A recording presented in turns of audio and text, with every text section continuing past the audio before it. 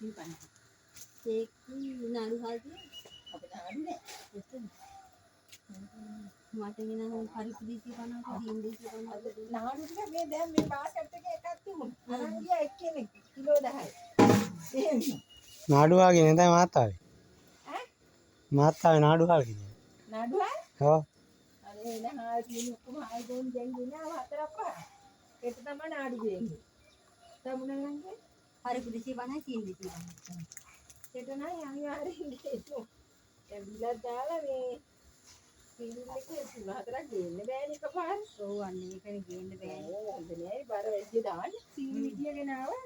ඔව් කිලෝ 50යි. ඔව් සීරිල් එක කරිනවා අපිත් මෙයා ගොඩක් බර දාන්න කැමති නෑ. ඔව් කැඩෙනවා කියලා. ඒ කියන්නේ